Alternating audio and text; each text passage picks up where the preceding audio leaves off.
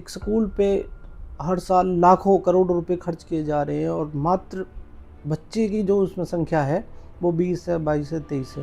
कारण कई हैं। एक तो पेरेंट्स जी चाहता है कि भाई हमारा बच्चा वो करे जो उन्होंने कभी नहीं पाया। बड़े बड़े स्कूल हैं, चमक धमक वाले इमारत वाले स्कूल हैं, चलती बसें हैं। अगर ये सब सुविधाएं मिल रही हैं तो फिर इसमें जो बच्चों की संख्या कम होती जा रही है प्रतिवर्ष, तो उसके पीछे कारण क्या रहा होगा? कहते हैं कि हाथ की 5 उंगलियां बराबर नहीं होती हैं, तो हर किसी बच्चे की जो आईक्यू होता है वो अलग अलग होता है। राजकुमार जी, मुझे लगता है कि आज की दुनिया में जो एआई प्रवेश कर चुका है जी वो चीज़ों को इस प्रकार से प्रस्तुत करता है कि आप यकीन नहीं कर पाते हो कि जो मैं समाचार या जो न्यूज़ या कोई वीडियो या कोई खबर जो जी मैं देख रहा हूँ वो सत्य है या असत्य है। नमस्कार दोस्तों, आज के पॉडकास्ट में हम स्वागत करते हैं राजकुमार जी का, जो कि एक अध्यापक हैं और पिछले कई वर्षों से नहीं, करीब करीब 15 वर्षों से बच्चों के भविष्य में उज्ज्वलता की ओर बढ़ाने में इन्होंने अपना बहुत योगदान दिया है। आज उन्होंने हमारे लिए जो टाइम निकाला है, हम उनका स्वागत करते हैं और साथ में अभिनंदन करते हैं कि सर, तहे दिल से आपका धन्यवाद जो आज आप यहाँ पर आए।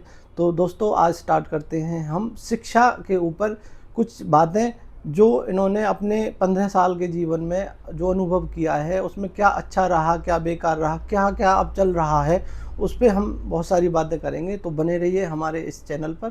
तो आइए स्टार्ट करते हैं। धन्यवाद सर। उमेश जी, आपने जो मेरा स्वागत किया है, मेरा परिचय दिया है, उसके लिए बहुत बहुत धन्यवाद। और इसमें कोई संशय नहीं है कि भाई मैं शिक्षा जगत से जुड़ा हुआ हूँ और मुझे करीब करीब 8 से 10 साल प्राइवेट सेक्टर में पढ़ाते हुए हो गए और अब मैं सरकारी महकमे में भी हूँ। तो ये आपने बहुत अच्छा मौका दिया है मुझे अपने विचार रखने का अपने माध्यम से। जी और क्योंकि हम शिक्षा से जुड़े हुए हैं तो हमें पता है कि भाई समय समय पर बदलाव होते चले जा रहे हैं। और जो नया बदलाव हुआ है शिक्षा में वो लॉकडाउन काल के बाद से हुआ है। बच्चों ने बहुत कुछ सीखा है और सीख रहे हैं। सरकार भी कई प्रकार की योजनाएं लाती हैं बच्चों के विकास के लिए, बहुत अच्छी हैं। हमारे महकमे में भी आई हैं, कुछ योजनाएं आई हैं। पहले सक्षम योजना आई थी और जी फिलहाल निपुण एक योजना चल रही है। जी सरकार का वो बहुत बेहतर कदम है, क्योंकि लॉकडाउन के बाद जो गैप बच्चों के उसमें हो गया था, जी उस गैप को भरने के लिए जो सीखने के जो अधिगम थे उनको सही सुधार करने के लिए सरकार ने बहुत अच्छा कदम उठाया है। जी बिल्कुल। सभी टीचर्स को उसकी ट्रेनिंग दे करके पारंगत किया गया है। सभी उस ट्रेनिंग का अपना फ़ायदा उठा रहे हैं। जी बच्चों के बेहतरी करने के लिए और ज़्यादा से ज़्यादा प्रयास कर रहे हैं। तरीके के अपने TLMs उपयोग कर रहे हैं। अच्छा विकास चल रहा है। इसलिए नंबर 1 हरियाणा का जो वो टारगेट है लगभग पूरा होने जा रहा है। 2027 में हो सकता है कि हरियाणा पूरा निपुण भी हो जाए। और इसी के साथ साथ भारत सरकार ने एक और योजना चला रखी है जिसमें बड़े बूढ़ों तक को भी जैसे प्रौढ़ शिक्षा का वो सिस्टम था, वो एक नई नव साक्षरता वाला सिस्टम रखा हुआ है, हाँ जी जिसको NILP के नाम से भी जानते हैं। जी तो वो भी मील का पत्थर साबित होगा। अब क्योंकि जब आदमी सब परिचित हो जाएंगे, अपने हस्ताक्षर करने लगेंगे, कोई अंगूठा वाला नहीं रहेगा, जी। तो पूर्ण साक्षरता का लक्ष्य प्राप्त कर लेगा भारत। हाँ 2027 तक बिल्कुल, उन्होंने रखा है। सरकार ने पौधा लगा दिया, इंतजार है फल कब तक आए। जी जी जी बिल्कुल, बहुत अच्छा किया है उन्होंने। जी जी और दूसरी तरफ हम देखें, थोड़ा सा अभी भी बदलाव की ज़रूरत है। जी जो माता पिता हैं सरकार की जो पहल है वो बहुत ही अति उत्तम है, इसमें कतई कोई संदेह नहीं है। पर मुझे ऐसा लगता है राजकुमार जी कि सरकार जब इतना सब कुछ बच्चों के लिए कर रही है, उन्हें आगे बढ़ाने के लिए कर रही है, तो जो बच्चे हैं वो सरकारी स्कूल में उनकी जो तादाद है वो कम होती जा रही है प्रतिवर्ष। कुछ जगहों पे तो मैंने ये भी देखा है, सुना भी है कि जिन स्कूलों में बच्चों की तादाद कम हो गई है उन स्कूलों को बंद कर दिया है या उनसे किसी और सरकारी महकमे में के लिए यूज, उस बिल्डिंग को यूज में ले लिया है। ज़्यादातर जो ध्यान है बच्चों का और बच्चों के जो अभिभावक हैं उनका वो प्राइवेट सेक्टर की तरफ है। अगर सरकारें इतनी सारी सुविधाएं उन्हें दे रही हैं तो बीच में जो ये गैप बनता जा रहा है जी, ये एक चिंता का विषय सभी के लिए बन रहा है। और आज की जो समय है उस समय में महंगाई बहुत ज़्यादा बढ़ रही है, जी, एक अभिभावक के ऊपर बोझ बढ़ता जा रहा है। अगर किसी के पास एक बच्चा है, दो बच्चा है ना, तो वो शादी ब्याह में चिंता करते थे पहले अभिभावक पेरेंट्स कि बच्चा बड़ा हो जाएगा तो कुछ जुगाड़ करेंगे, ब्याह करेंगे। अब तो पढ़ाने के लिए उसे सोचना पड़ता है। जी।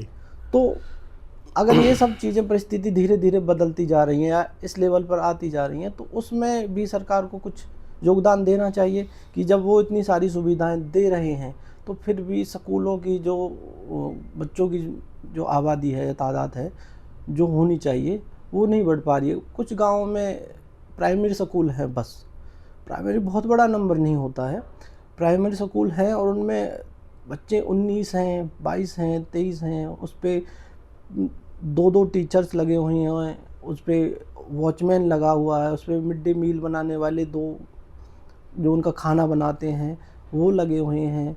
एक स्कूल पे हर साल लाखों करोड़ों रुपए खर्च किए जा रहे हैं और मात्र बच्चे की जो उसमें संख्या है वो 20 है, 22 है, 23 है। अगर ये सब सुविधाएं मिल रही हैं तो फिर इसमें जो बच्चों की संख्या कम होती जा रही है प्रतिवर्ष, तो उसके पीछे कारण क्या रहा होगा? इस गैप में कुछ पेरेंट्स के कारण हैं। पेरेंट्स रुचि दिखाता है, मतलब अपने बच्चे को प्राइवेट सेक्टर में भेजने के लिए तैयार रहता है, सरकारी में कम भेजने के लिए इच्छुक रहता है। कारण कई हैं। एक तो पेरेंट्स चाहता है कि भाई हमारा बच्चा वो करे जो उन्होंने कभी नहीं पाया। बिल्कुल। मैं अक्सर देखता हूँ कि हमारे जो ग्रामीण परिवेश है उसमें जो है अधिकतर माता पिता जो है निरक्षर हैं, साक्षर नहीं हैं जी। और वो अपने बच्चों को बेहतर भविष्य देना चाहते हैं कि भाई जो हमने नहीं पाया, हमने शिक्षा प्राप्त नहीं करी है, किसी न किसी तरह से हमारा बच्चा बेहतर करे। तो वो जब बच्चा हमारे पास आता है सरकारी महकमे में, हमारे स्कूल में आता है, तो उसमें और प्राइवेट सेक्टर में फ़र्क होता है कि भाई जिस तरह से बच्चे को नहलाना धुलाना तैयार करके अपने बच्चे को भेजना, और वहीं जब प्राइवेट में बच्चा जाता है तो उसको अच्छी प्रकार से तैयार करता है, ड्रेस पहनाता है, उसका बैग चेक करता है कुछ है या नहीं है। और सरकारी में इस प्रकार से पेरेंट ध्यान नहीं दे रहा है। क्या तो बच्चा आ रहा है उसके पास कई कई दिनों तक क्या तो कॉपी नहीं है या पेंसिल नहीं है या दूसरी जो वस्तुएं होती हैं जो अनिवार्यता रहती है रूटीन की, वो चीज़ें उसको उपलब्ध हैं। तो इसमें थोड़ा सा गैप है, या उसका डर लगा लो चाहे कुछ भी, क्योंकि प्राइवेट स्कूल वाले तो फाइन तक भी चार्ज करते हैं कि भाई बच्चा नहीं आ रहा है और या उस पर किसी चीज़ की कमी है। जी जी जी। तो वो कैसे भी करके उसको तो पूरा कर देता है, लेकिन फिर भी मार तो वो काफ़ी झेल रहा है। वो बुक्स हैं, वहीं प्राइवेट सेक्टर में बुक्स कई कई हज़ारों के सेट होते हैं छोटे बच्चों के, जबकि हमारी जो सरकार है वो बच्चों के लिए फ्री बुक्स उपलब्ध करा रही है। जी। उपस्थिति बच्चों की हमारे सरकारी महकमे में बच्चों की कम होती है। कई वजह होती हैं। कई बार पेरेंट्स को काम होते हैं, वो बच्चों को रोक लेते हैं। जी। और लेकिन वहाँ पर ऐसी अनिवार्यता नहीं है। वहाँ पेरेंट्स प्राइवेट स्कूल्स में रूटीन से भेजता है। बिल्कुल। उसे डर लगा रहता है, ऐसा ना हो कि भाई बच्चे का नाम काट दें या इस प्रकार से हो। हालांकि हमारे विद्यालयों में भी रहता है कि भाई हम नाम काटें, कुछ एक समयावधि होती है कि उस दौरान कर हम नाम काट सकें, लेकिन फिर भी हम सोचते हैं। तो सरकार को थोड़ा ऐसा कदम तो उठाना चाहिए कि भाई जो ये बड़े बड़े स्कूल हैं, चमक धमक वाले इमारत वाले स्कूल हैं, चलती बसें हैं, और लोग बाग उनको देख देख कर आकर्षित होते हैं, अपने बच्चों को वहाँ भेजते हैं, बच्चे अध्ययनरत रहते हैं। लेकिन कई बार क्या है कि वो बच्चे उस भीड़ में उस तरह से कामयाब नहीं हो पाते हैं जी। क्योंकि हर कहते हैं कि हाथ की 5 उंगलियां बराबर नहीं होती हैं। तो हर किसी बच्चे की जो आईक्यू होता है वो अलग अलग होता है। जी। मैं हाल ही की बात करूं, मैं एक साथी है, उसका बेटा है, वो भी ऐसे ही किसी चमक धमक वाले स्कूल में जा रहा है। जी। लेकिन क्या है कि उसका बेटा पिछड़ रहा है। तो इन सब बातों को सुनने के बाद राजकुमार जी, मुझे ऐसा लग रहा है कि हम किसी को टारगेट ना करें या किसी का नाम ना लेते हुए या किसी एक पॉइंट पे बात ना करते हुए, मुझे लग रहा है कि इसमें जो कमी जो चल रही है काफ़ी लंबे समय से, वो अभिभावक की वजह से है। उसको नहीं है पता कि उसे क्या कराना चाहिए अपने बच्चे से। अगर किसी का कोई बच्चा कर भी रहा है तो वो उसमें इतनी ज़्यादा रुचि नहीं ले रहा है। ऐसा नहीं है कि रुचि नहीं ले रहे हैं, कामयाब होते हैं बच्चे, ये सत्य है, पर जितने होने चाहिए इतने नहीं हो रहे हैं। हमेशा से हमारे जो क्षेत्र का रिजल्ट रहा है, जो परिणाम आता है, वो 5%, 10% से ज़्यादा नहीं आ पाता है। और वही बच्चे जो होते हैं उनको देखकर आगे बढ़ने की कोशिश भी करते हैं बाकी के, पर किसी को माहौल नहीं मिल पाता, किसी के पास बहुत सारी सुविधाएं नहीं होती हैं।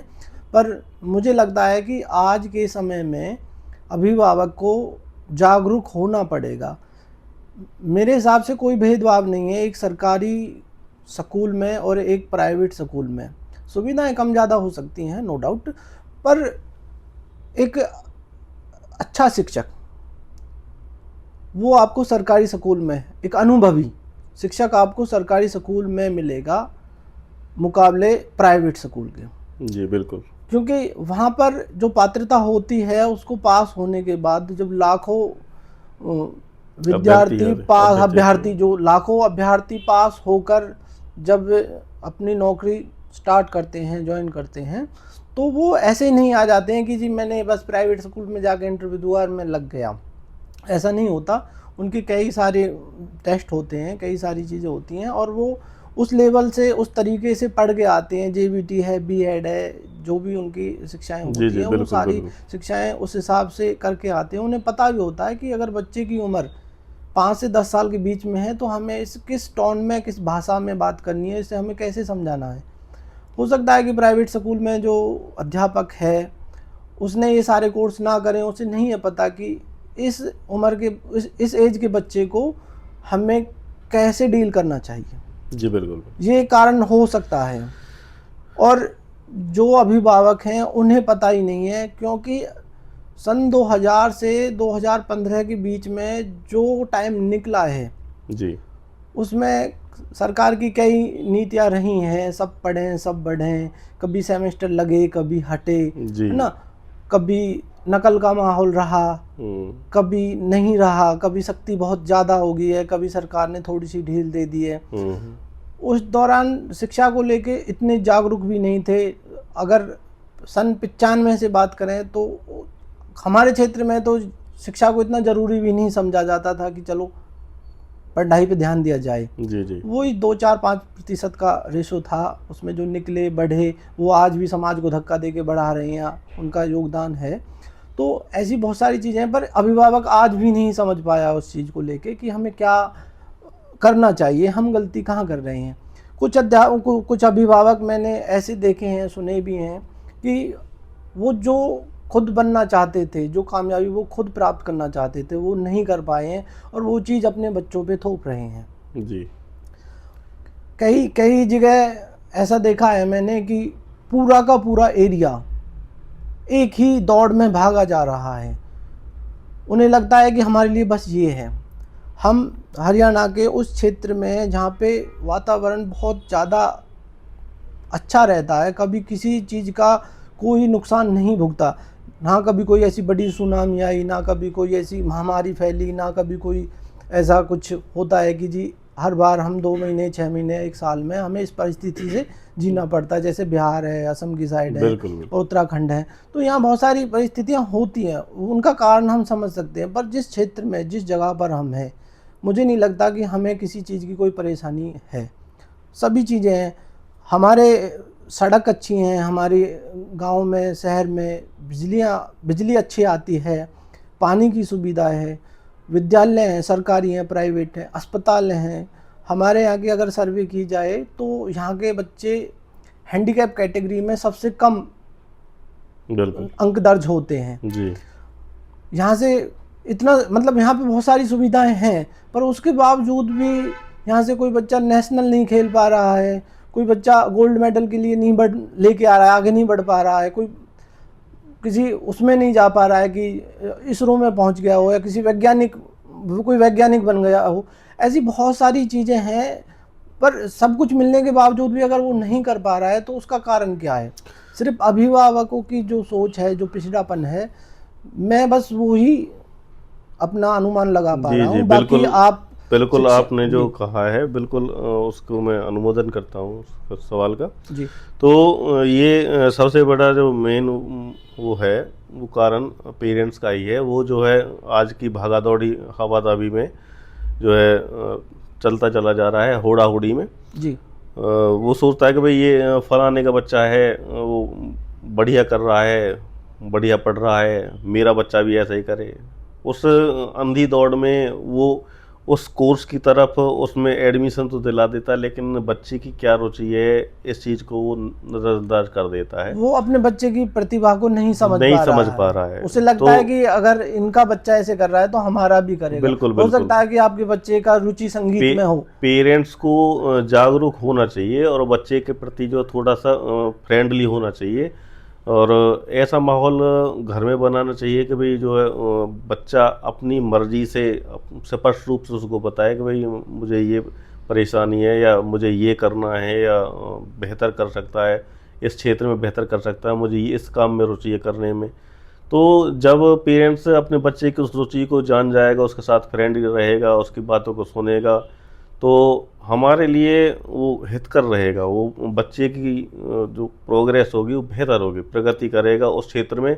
और मैं सोचता हूँ कि भाई वो जो है मेडल भी लाएगा, सारी चीज़ें करेगा, उस कोर्स में उसमें बढ़िया उपलब्धि हासिल करेगा। बिल्कुल, मैं आपकी बात से बिल्कुल सहमत हूँ। मैंने कुछ दिन पहले एक किताब में पढ़ा था, चाणक्य नीति में। उसमें बताया गया है कि जब बच्चा 1 से 5 वर्ष का है तो उसे प्यार और दुलार के साथ रखें। बिल्कुल। जैसे ही बच्चा 5 वर्ष से और किशोर अवस्था के बीच की जो उसकी टाइम होता है, समय होता है, उसमें उसको थोड़ा सा डरा के रखें। और जैसे ही वो किशोर अवस्था में प्रवेश करता है और 17, 18, 19 वर्ष की उसमें चलता है, तो तब उस बच्चे को माता पिता को दोस्त बना लेना चाहिए कि अगर वो गलती करता है तो वो सबसे पहले अपने जो दोस्त उसके माता पिता बने उन्हें बताए। जी। तो ये बात बिल्कुल आपने जो बताई है बिल्कुल यहाँ पर सटीक बैठती है, और मुझे लगता है कि ये हर अभिभावक को अपने दिमाग में रखनी चाहिए कि मेरे बच्चे का जो अब उम्र का जो वो चल रहा है, एज पीरियड जो चल रहा है, तो उसमें उसको क्या ज़रूरत है, ना कि अपनी चीज़ों को उस पर थोपे। क्योंकि आज का समय डिजिटल हो चुका है। जी बिल्कुल। इसमें ऐसा नहीं है कि सभी को अध्यापक बने, सभी आर्मी में जाएं, या सभी पुलिस में जाएं, या सभी को IAS IPS बने।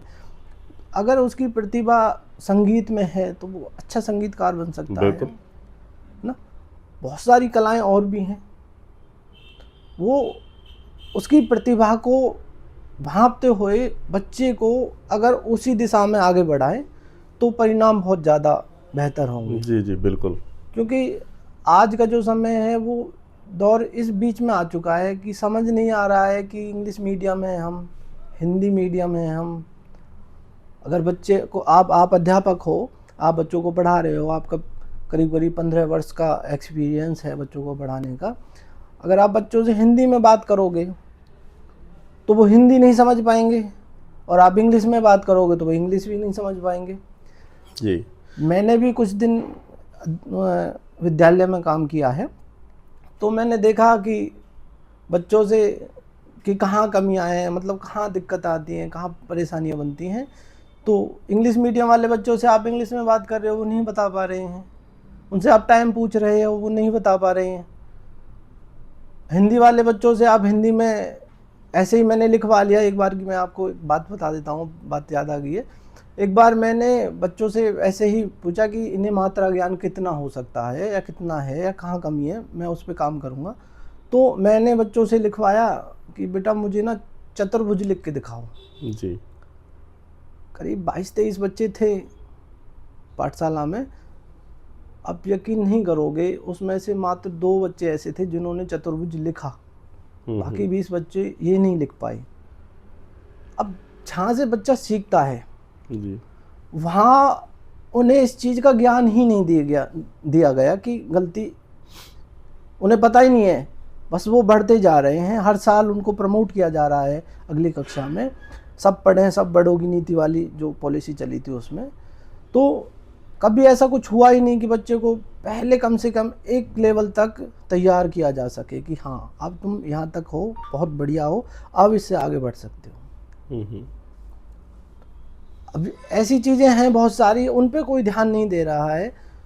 आप विद्यालय में हो, कार्यरत हो, आपने बहुत सारी चीज़ें देखी होंगी। आपकी तो दीवारों पे भी श्लोक लिखे होते हैं हिंदी में, वर्णमालाएं पूरी लिखी होती हैं, स्वर बिल्कुल व्यंजन जितने भी ए आ ई, पूरा आपने ज्ञान किताब जी से जी पहले दीवारों पे लिखा हुआ है कि बच्चा अगर फ्री भी बैठा है, यहाँ ताँ भी ताक झाँक कर रहा है, तो कम से कम ज्ञान उसके सामने हो, जी गलती से कुछ तो पढ़े। जी। ये आपने सही कहा कि जो फिलहाल का समय चल रहा है कि अंधी दौड़ में आदमी अपने बच्चों को पढ़ा रहा है, एडमिशन दिला रहा है, लेकिन ये पैटर्न सिस्टम जो चल रहा है भाई, सभी स्कूल जो सीबीएसई पैटर्न पर आधारित होते चले जा रहे हैं। एक मीडियम इंग्लिश मीडियम है भाई, इंग्लिश मीडियम है। ये मीडियम इंग्लिश मीडियम होने का तो एक दावा करता है, लेकिन ये वहीं के वहीं हमारा जो हिंदी मीडियम में उसमें पिछड़ रहा है। लेकिन हमारा जो देहाती परिवेश है उसमें जो है, जो हमारा बच्चा है जो मातृभाषा हिंदी से संबंध रखता है, उसमें कंफर्टेबल रहता है, तो उसके लिए तो बायलिंगुअल मेथड बेहतर रहता है, उसमें दोनों भाषाओं को बेहतर करता है। जी बिल्कुल। जब हम भी पढ़े तो हम भी जो है उसी मेथड से पढ़े हैं कि भाई बायलिंगुअल मेथड था, दोनों भाषाओं का उपयोग किया है। ऐसा नहीं है कि भाई हमको सीधा जो है इंग्लिश मीडियम पढ़ना पड़ा या हिंदी मीडियम पढ़ना पड़ा, ऐसा नहीं है। हमने भी सीखा है, सभी कर रहे हैं, सभी सब्जेक्ट में पकड़ किए है। और ऐसा नहीं है कि बच्चा हिंदी मीडियम कह के वो तरक्की नहीं करेगा, तरक्की वो भी कर सकता है। और मैं तो ये सोचता हूँ कि भाई जो हिंदी मीडियम का बच्चा है वो इंग्लिश मीडियम वाले बच्चे से कहीं बेहतर कर सकता है। जी बिल्कुल। ये इंग्लिश मीडियम की तो अंधी दौड़ है, वो बच्चा उस प्रकार से सीख नहीं पा रहा, क्योंकि हमारा जो बच्चा है, अब बात करें ग्रामीण परिवेश वाले बच्चे की, अगर वो एडमिशन तो उसका हो गया है और उस मीडियम के चक्कर में वो फंस के रह गया है, जी बिल्कुल। वो उस प्रकार से सीख नहीं पा रहा है जैसा उसको सीखना चाहिए। जी वो अपने हिंदी मीडियम में बेहतर पकड़ करेगा, अच्छा सीखेगा। जी। तो मैं तो यही चाहता हूँ कि भाई उसको वो परिवेश दिया जाए विद्यालयों में भी कि भाई अगर बच्चा कमज़ोर महसूस कर रहा है या समझ नहीं पा रहा है तो उसको भाई इंग्लिश वर्जन का हिंदी वर्जन भी उसको साथ साथ बताया जाए, ताकि जो है वो कंफर्टेबल हो सके और बेहतर प्रोग्रेस कर सके। जी बिल्कुल। जी राजकुमार जी, आपके हिसाब से जो विद्यार्थी हैं और उनके जो अभिभावक हैं, जो उनके माता पिता हैं, उन पर ज़्यादा विचार करने का समय है, जी अगर कराने वाला बेहतर रूप से जान पाए कि मुझे क्या कराना है, तो चीज़ें और ज़्यादा बेहतर हो सकती हैं। जी क्योंकि आप समझो उस बात को कि आज के दौर में जो महंगाई का समय चल रहा है, प्राइवेट स्कूल में एक फर्स्ट क्लास की जो बुक्स होती हैं वो आपको 2000 प्लस के करीब पड़ती हैं खरीदने में। जी बिल्कुल। ठीक है जी। जैसे जैसे आप क्लास ऊपर बढ़ते जाओगे ऐसे वैसे रेट भी बढ़ते चले जाएंगे। जी तो क्या ये एक बड़ी मार नहीं पड़ रही है अभिभावकों के ऊपर? जी वो अपने खून बिल्कुल। पसीने की जो कमाई है उसको लगाया जा रहा है बच्चे के पीछे, बच्चा कि मेरा पढ़े कुछ बने, वो कुछ कर भी नहीं पा रहा है।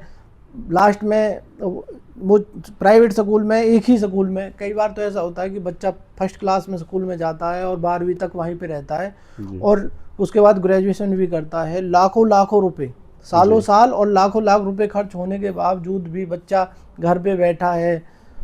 अभिभावक बोलते हैं कि नौकरियां नहीं हैं, सिस्टम को दोष देता है। बच्चा कहीं काम करने के लिए जाता है, नौकरी के लिए जाता है तो वहाँ विफल हो जाता है। जी तो अब इन सब में बीच में जो कमी रही है, जी इस पर विचार करने का समय है। सबसे पहले देखो, जीवन एक बार मिलता है। आज के समय में तो सभी के पास बच्चे भी एक एक दो दो ही हैं, बस, ज़्यादा नहीं है। जी जी तो बिल्कुल सही मुझे कहा। लगता है कि उन्हें ना, जो भी वो कर रहे हैं, मेरे हिसाब से जो एक्चुअल प्रॉपर्टी है ना अभिभावक की, वो उसके बच्चे ही होते हैं। जी और वो उन पर तजर्बे करने के चक्कर में इस लेवल तक चले जाते हैं कि उन्हें पता ही नहीं है कि हमें क्या करना है, बच्चों से क्या कराना है। वो अपनी प्रॉपर्टी खुद डैमेज कर रहे हैं। जी अगर बच्चा ग्रेजुएशन करने के बावजूद भी आपका कहीं कामयाब नहीं हो रहा है, नौकरी नहीं मिल रही है, तो सिस्टम को दोष ना दें, देखें कि हमने गलती कहाँ की है। और जो आने वाले अभिभावक हैं और जो बच्चे हैं वो भी इस बात को समझें कि अगर हमारे पड़ोसी ने या हमारे जानकार ने इस लेवल तक पढ़ाई कर रखी है, उसके बाद भी उसे नौकरी नहीं मिल रही है, तो कारण क्या रहा होगा। वो इस गलती को ना करें और अपने आप को अपडेट करें। उसके लिए उन्हें जो अच्छी जानकारी लेनी है, जो कामयाब हैं उनके पास जाएं, उनसे समय लें, उनसे बात करें और सीखें उनसे कि उन्हें असलियत में क्या करना चाहिए। अगर समय ही निकल जाएगा तो फिर कुछ नहीं मिलेगा। ऐसा है, अभिभावक को तो अपडेट होना ही पड़ेगा और सबसे बेहतर तरीका तो ये होगा कि वो अपने बच्चे को समझे, जी उसकी रुचियों के बारे में समझे, जी उसको मौका दे, अपनी बात रखने का मौका दे। और उसी के साथ साथ घर में भी ऐसा वातावरण दे उसको कि भाई वो अपनी तरफ से पूरा बेहतर करने की कोशिश करे। बच्चा शर्माए ना, घबराए ना, अपनी बात रखने का पूरा पूरा मौका उसको मिलना चाहिए। जी इससे पेरेंट्स में और बच्चे में जो अपनी आपसी सहमति बनेगी वो उसके लिए प्रयास करेगा और प्रगति भी करेगा। और रही बात ये कि भाई काफ़ी सारे बर्डन्स होते हैं। आप जानते हो कि भाई महंगाई का दौर है, मध्यम वर्गीय परिवार अधिकतर जो मार में रहता है, क्योंकि निम्न वर्ग परिवार तो जो है उतना ध्यान नहीं हाँ देता है। उतना ध्यान देता ही नहीं है। लेकिन मध्यम वर्गीय परिवार ध्यान तो देता है, लेकिन वो अपनी अंधी दौड़ में अपने बच्चों की रुचि को नहीं देख रहा है। तो उस पे उसको फोकस करना पड़ेगा। और जो कुछ नियम व्यवस्थाएं हैं उस स्कूलों को भी सुधारनी पड़ेगी। उनको जो बेसिक जो होता है वही जो आने वाले समय में उनके काम आए, ऐसी पढ़ाई उनको देनी पड़ेगी उनको, ताकि वो तरक्की कर सके। कोई रट्टा वाला या किसी प्रकार का वो ना हो कि भाई थ्योरिकल उसमें फंस के ना रह जाए। थोड़ा प्रैक्टिकल भी होना चाहिए बच्चों को, ताकि जो है आने वाले भविष्य में उसके काम आए। हालांकि सरकार काफ़ी कुछ कर रही है, कई कई प्रकार के कोर्स भी चला रही है, वोकेशनल कोर्स भी लाने वाली है सरकारी उसमें। जी जो आने वाले समय में जो जैसे विदेशों में बच्चों को जो तैयार किया जाता है कि भाई बचपन से ही उसको जो है वोकेशनल एजुकेशन दी जाती है, परिवार से जुड़ने का मौका दिया जाता है, ऐसी उसी सिद्धांत पे यहाँ पर भी सरकार कार्य कर रही है। और ये अच्छा है कदम सरकार का। इससे बेहतर बच्चा सीखेगा जी बचपन से ही। जब उसको नॉलेज हो जाएगी किसी उसकी, जी। तो वो आगे तरक्की ज़रूर करेगा। राजकुमार जी, आज के समय में जो सोशल मीडिया जी इस तरीके से वायरल हो चुका है, जैसे सीज़न बदलने पर बीमारियां फैलती हैं, ऐसे एक ये वायरल है जो 12 मास रहता है, जी पूरे 12 महीने रहता है। आने वाले समय में अभी हो सकता है कि इसके परिणाम इतने ज़्यादा नहीं आए हैं, अच्छे बुरे जो भी हैं अभी कम है, मतलब स्टार्टिंग है। हम्म। आने वाले 5 साल 6 साल या 10 साल बाद अभी का जो दौर चल रहा है सोशल मीडिया का, इसका क्या दुष्परिणाम हो सकता है? क्योंकि बच्चे, छोटे बच्चे आज इसमें खो चुके हैं, बहुत सारे लोग इसमें खो चुके हैं, बहुत सारे लोग नौकरियां कर रहे थे, उनका गुजारा इससे होने लगा है तो उन्होंने वो काम छोड़ दिया है, जो कि ये टेम्परेरी है मेरे हिसाब से, मुझे जो लगता है। जी बिल्कुल। तो आने वाले समय में इसके क्या बेकार परिणाम मतलब फेस करने पड़ेंगे इन बच्चों को, तो उसके लिए मतलब आप क्या इन्हें संदेश देना चाहोगे कि ये किस यूज के लिए है, या इससे आप क्या सीखें, क्या इससे आप बचें, कितना आगे बढ़ें इसमें, या कितना इससे दूर रहें? तो बच्चों के लिए इसमें आपका कोई संदेश? हाँ, मैं बिल्कुल ये संदेश देना चाहूँगा सभी अभिभावकों को। जो पढ़ने वाले बच्चे हैं, हालांकि ये जब से जो है एजुकेशन हाईटेक हुई है, जी। जो टेक्नोलॉजी से जुड़ी है, तो ये अनिवार्यता हो गई कि भाई सोशल मीडिया का इस्तेमाल करे बिना उसमें जो तरक्की नहीं की जा सकती। नया कुछ सीखना है तो उसका साथ लेना पड़ता है, लेकिन बच्चे इसमें मिसयूज ज़्यादा करते हैं, तो पेरेंट्स को भी इसमें थोड़ा सतर्क रहना पड़ेगा कि भाई बच्चे पर नज़र रखनी पड़ेगी थोड़ा। जी। और अगर बच्चे छोटे हैं तो उनकी थोड़ी दूरी बढ़ानी पड़ेगी। जी। वो अगर बच्चा छोटा है तो पेरेंट्स जो है अपनी निगरानी में ही उसको कुछ कराए, वरना इसके जो दुष्परिणाम बहुत ज़्यादा हैं। बहुत से सर्वे कहते हैं कि भाई ज़्यादा मोबाइल इस्तेमाल करने से बच्चे ने अपनी आंखों की रोशनी खो दी है, बच्चे चिड़चिड़े हो रहे हैं, हाँ, गेम और के आदी हो गए हैं, जी मानसिक संतुलन खो दिया गेम है। के आदी हो गए हैं। बीच में एक गेम भी आया था भाई, उसको जो है बंद कर दिया गया है, फिलहाल बैन कर दिया गया है। जी। और उसमें भी ऐसा ही सिखाया जाता था, बच्चे उसके आदी हो गए थे, मारना तोड़ना इस प्रकार की उसमें एक्टिविटी थी। जी। तो मैं तो पेरेंट्स से यही कहना चाहूँगा कि भाई अपने बच्चों को इतना ही उसके साथ अटैचमेंट करने दें जितने ही काम चल जाए। ज़्यादा सोशल मीडिया पे ना जुड़ करके अपना जो प्रैक्टिकली अपने बुक्स में और उसमें अभ्यास ज़्यादा करें और बेहतर करें, बेहतर सीखें। जी बिल्कुल। दूसरा, राजकुमार जी, मुझे लगता है कहीं ना कहीं एक कमी ये भी रही है कि लोगों ने पढ़ना छोड़ दिया है। जैसे नोवेल्स होते हैं, जी उपन्यास होते हैं, जो दिन प्रतिदिन का जो अखबार समाचार पत्र होता था वो पढ़ना छोड़ दिया है। जी तो ये भी कहीं ना कहीं कारण रहा है कि जो वो जागरूकता से पीछे पिछड़ते चले गए हैं धीरे धीरे करके। जी क्योंकि एक एक जो लेखक है वो अपना आजीवन लगा देता है एक पुस्तक लिखने में, और पूरे समाज की, पूरे देश की, देश दुनिया की बातों को उस पुस्तक में लिखता है, और वो चीज़ ऐसे ही ख़त्म हो जाती है, दफन होती जा रही है धीरे धीरे। मुझे लगता है कहीं ना कहीं ये कारण रहा है बहुत बड़ा कि लोगों ने पढ़ना छोड़ दिया। पढ़ना सिर्फ वो ही नहीं है कि आपने परीक्षा दी, पास हो गए, नौकरी, पढ़ाई और भी बहुत सारी चीज़ें हैं। तो जी आपको नहीं लगता है कि जो वो समय इंटरनेट पे या इंस्टाग्राम पे या यूट्यूब पे व्यर्थ में खर्च कर रहे हैं, उसको किसी दूसरी दिशा में लगा के चीज़ों को दोबारा से जिंदा करके उन्हें आगे बढ़ाया जाए? जी जी बिल्कुल सही कहा आपने। पुराना समय जो था ऐसा था कि भाई टेक्नोलॉजी से जुड़ा हुआ नहीं था, तो टाइम पास करने के लिए कुछ नॉवेल्स या पत्रिका वगैरह हुआ करती थी और उनका इस्तेमाल कर लिया जाता था। लेकिन अभी भी चीज़ें तो वही हैं, कुछ हाईटेक हो गई हैं, कुछ जो ई पत्रिकाएँ होती हैं कर रहे हैं, बच्चे उन पर अमल कर रहे हैं, सीख रहे हैं, लेकिन वो उस पर ध्यान ज़्यादा देते हैं उसकी अपेक्षा, जबकि उनको ऑफलाइन मोड भी ज़्यादा से ज़्यादा इस्तेमाल करना चाहिए ताकि जो उनकी रुचियाँ उसमें पढ़ाई में बढ़ें। उनको रोज़ाना रूटीन में समाचार पत्रों का भी अध्ययन करना चाहिए ताकि जो है देश दुनिया से जुड़ी हुई अपने आसपास की जो खबरें हैं वो उनके बारे में पता चले, जानकारी हो और रुचियाँ बढ़ें, और जो भी नया घटना घटित हो रही है उस घटनाक्रम से वो जुड़े रहें।